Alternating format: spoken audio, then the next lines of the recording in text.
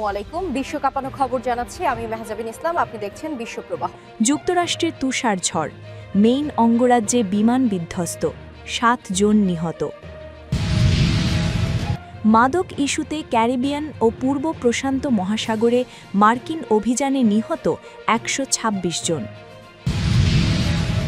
যুক্তরাষ্ট্র ছাড়া ইউরোপ নিজেকে রক্ষা করতে পারবে না, সতর্কবার্তা ন্যাটো প্রধানের। অজ্ঞাত ক্ষেপণাস্ত্র ছুড়ে নেতানিয়াহুর রাতের ঘুম কেড়ে নিল উত্তর কোরিয়া। ইরানের বিরুদ্ধে যুদ্ধ শুরু হলে নীরব থাকবে না হিজবুল্লাহ, চূড়ান্ত হুঁশিয়ারি বার্তা। হুমকি পাল্টা হুমকি আর রণতরীর আগমন, মধ্যপ্রাচ্যে বাজছে রণডঙ্কা, চূড়ান্ত যুদ্ধ কি শুরু হয়ে গেল? এতক্ষণ শুনলেন সংবাদের শিরোনাম। এবার চলুন দেখে নেই প্রতিটি সংবাদের বিস্তারিত। যুক্তরাষ্ট্রের তুষারঝড়ে মেইন অঙ্গরাজ্যে বিমান বিধ্বস্ত 7 জন নিহত। ভয়াবহ শীতকালীন ঝড়ের কারণে যুক্তরাষ্ট্রের বিভিন্ন অঙ্গরাজ্যে ইমার্জেন্সি জারি করা হয়েছে। শত শত ফ্লাইট বাতিল হয়েছে। এর মধ্যে মেইন অঙ্গরাজ্যের ব্যাঙ্গর ইন্টারন্যাশনাল বিমানবন্দরে একটি বেসরকারি জেট বিমান বিধ্বস্ত হয়ে 7 জন নিহত হয়েছেন। এই ঘটনায় আরও একজন গুরুতর আহত হয়েছেন। স্থানীয় সময় সোমবার রাত 8টার দিকে বিমানটি উড্ডয়নের সময় এই দুর্ঘটনা ঘটে। ফেডারেল অ্যাভিয়েশন অ্যাডমিনিস্ট্রেশন FAA জানিয়েছে 8 জন আরোহী বহনকারী জেটটি অজ্ঞাত পরিস্থিতিতে বিধ্বস্ত হয়। বিমানটি ওড়ার মুহূর্তেই উল্টে গিয়ে থেমে যায় এবং আগুন ধরে যায়। ব্যাঙ্গর বিমানবন্দর সাময়িকভাবে বন্ধ ঘোষণা করা হয়েছে। জরুরি উদ্ধারকারী দল ঘটনাস্থলে কাজ করছেন। টেক্সাস অঙ্গরাজ্যের হিউস্টন ভিত্তিক একটি স্থানীয় টেলিভিশন চ্যানেল জানিয়েছে বিমানটি হিউস্টন থেকে উড্ডয়নের পর সম্ভবত জ্বালানি নেওয়ার জন্য ব্যাঙ্গরে অবতরণ করেছিল। প্যারিসের উদ্দেশ্যে তুষারঝড়ের মধ্যে পুনরায় উড্ডয়নের সময় দুর্ঘটনাটি ঘটে। নিহতদের মধ্যে 46 বছর বয়সী প্রভাবশালী আইনজীবী তারা আর্নল্ড, জ্যাকব হজমার ও শনা কলিন্স রয়েছেন। হজমার 2025 সালের মে মাস থেকে আইন ফার্ম আর্নল্ড ইটকিনের জন্য কাজ করবেন। এদিকে মার্কিন যুক্তরাষ্ট্রের এই শীতকালীন ঝড়ে দেশ জুড়ে কমপক্ষে 30 জন নিহত হয়েছেন। বিদ্যুৎ বিচ্ছিন্ন হয়ে পড়েছেন 8 লক্ষ সেবাগ্রাহীক। ভ্রমণেও বড় ধরনের বিপর্যয় দেখা দিয়েছে। ফ্লাইট ট্র্যাকার ফ্লাইট অ্যাওয়ার্ড জানিয়েছে সোমবার প্রায় 5000 ফ্লাইট বাতিল হয়েছে। আবহাওয়া অফিস জানিয়েছে অন্তত 25টি অঙ্গরাজ্যে আবহাওয়া সংক্রান্ত ইমার্জেন্সি জারি করা হয়েছে।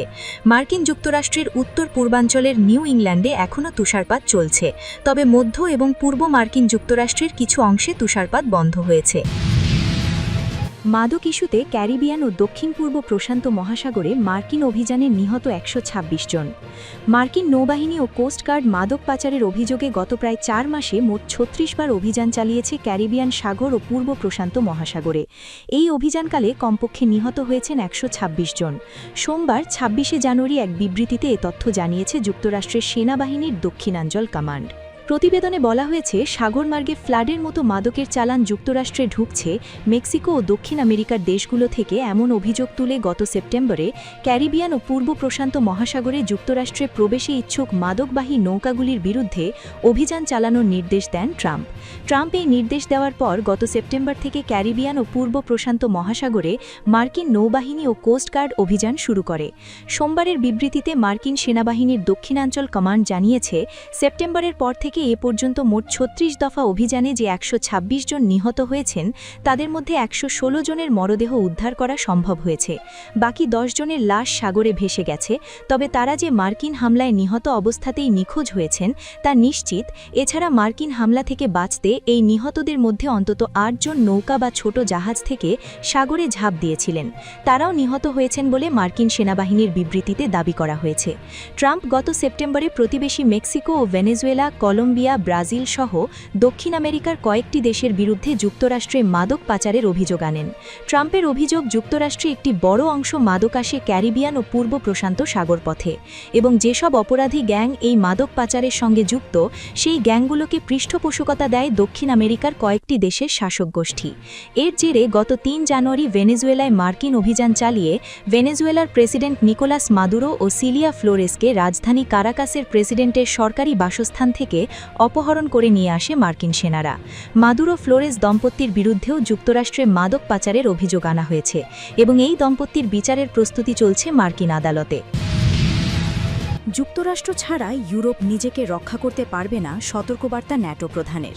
ন্যাটোর মহাসচিব মার্ক রুটে সতর্ক করে বলেছেন যুক্তরাষ্ট্র ছাড়া ইউরোপ নিজের নিরাপত্তা নিশ্চিত করতে পারবে না।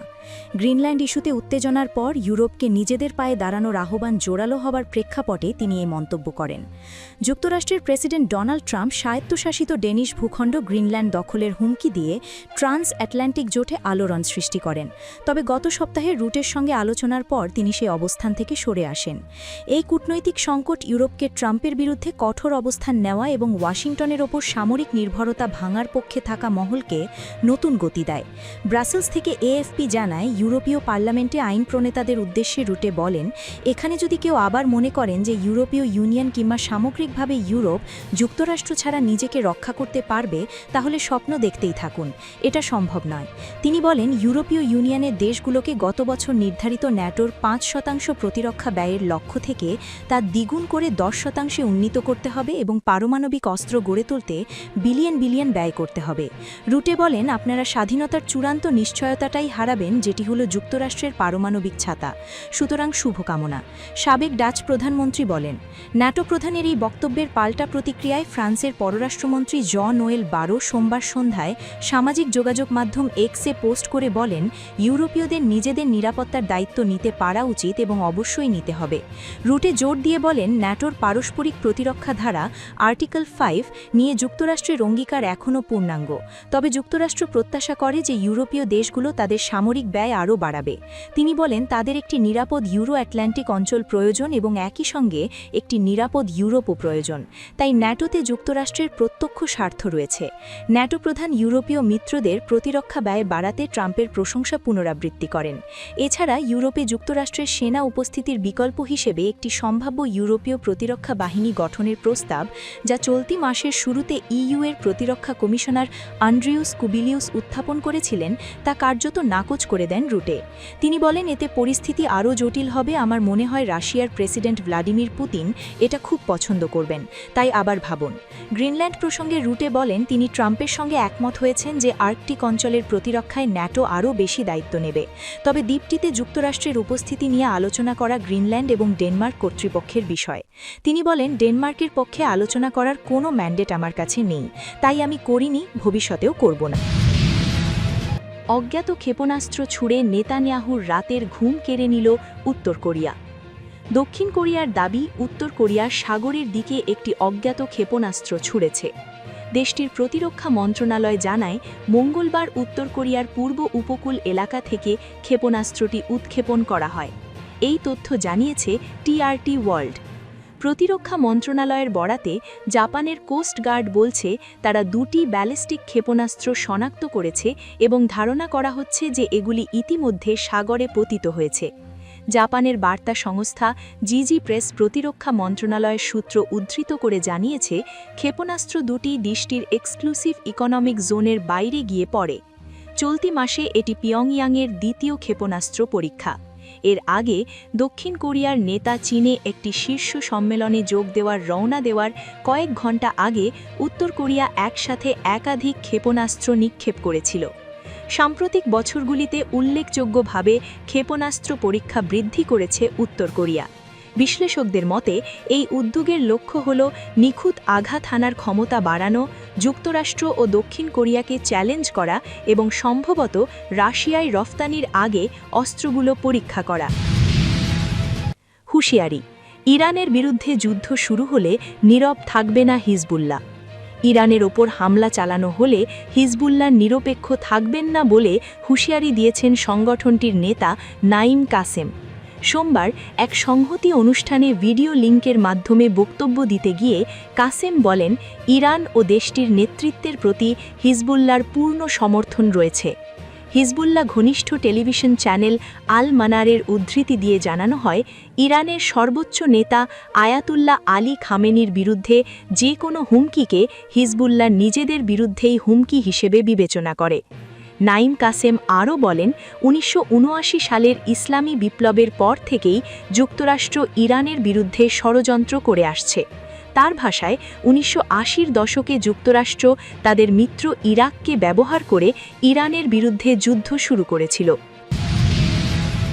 হুমকি পাল্টা হুমকি আর রণতরীর আগমন, মধ্যপ্রাচ্যে বাজছে রণডঙ্কা, চূড়ান্ত যুদ্ধ কি শুরু হয়ে গেল? রণডঙ্কা বাজছে, উত্তেজনা ছড়াচ্ছে, মধ্যপ্রাচ্যেও আবার অস্থির হয়ে উঠছে। এর মাঝেই ইরানের দিকে এগিয়ে যাচ্ছে মার্কিন রণতরী আব্রাহাম লিঙ্কন। আশঙ্কা করা হচ্ছে চলতি সপ্তাহেই আক্রমণ হতে পারে ইরানে। তবে এবার সরাসরি ইরানি স্থাপনা নয়, বরং অন্য পথে আগাতে পারে যুক্তরাষ্ট্র। বিভিন্ন গণমাধ্যমের খবরে জানা গেছে, এবারের হামলায় ইরানের শীর্ষ নেতা ও কমান্ডারদের টার্গেট করতে পারে যুক্তরাষ্ট্র। সোমবার মার্কিন সেন্ট্রাল কমান্ড এক বার্তায় নিশ্চিত করেছে, আঞ্চলিক নিরাপত্তা ও স্থিতিশীলতা রক্ষার লক্ষ্য নিয়ে এই শক্তিশালী স্ট্রাইক গ্রুপটি এখন মধ্যপ্রাচ্যের জলসীমায় অবস্থান করছে।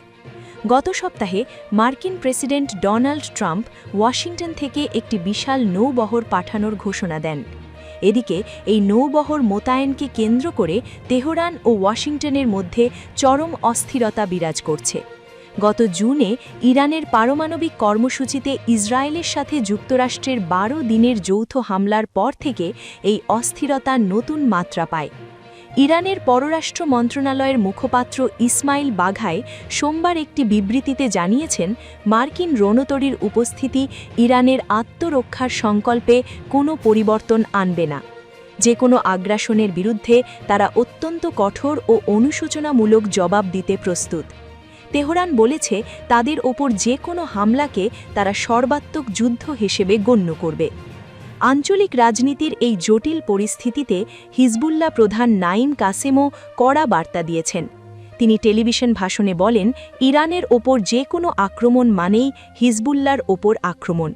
ইরানের প্রতি সংহতি জানিয়ে তিনি সতর্ক করেন, তেহরানের বিরুদ্ধে কোনো যুদ্ধ শুরু হলে তা পুরো মধ্যপ্রাচ্যে দাবানলের মতো ছড়িয়ে পড়বে। হিজবুল্লাহ সেক্ষেত্রে নিরপেক্ষ থাকবে না।